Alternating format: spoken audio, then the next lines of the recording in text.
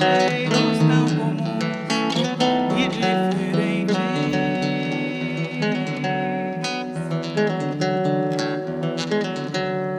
As flores do meu terreiro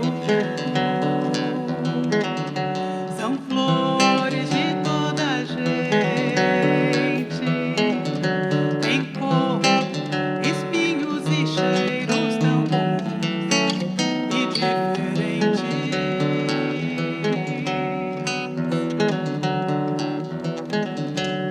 Desenterra o meu terreiro, duras nuvens, meu roçar, como tantos brasileiros. Tenho a lavoura no ar.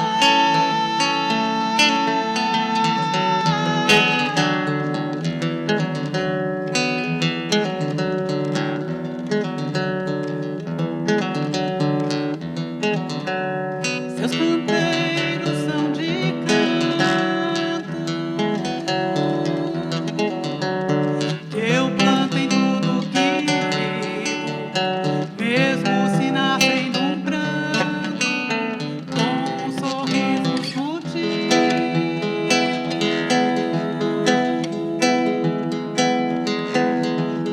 Cravo e sangue sobre a cruz, rosa morena se abrir, girassol louco de luz, que o poeta fez sorrir.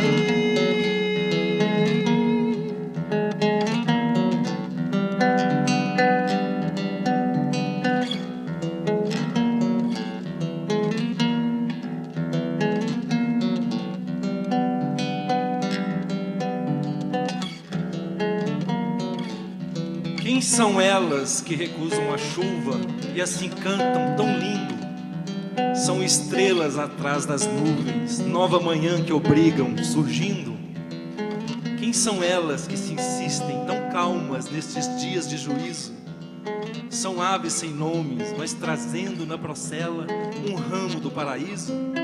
São no incêndio de tanto barulho, quando invadidos somos e sós, e tudo se vende em embrulho, livres, nos condenando a ter voz.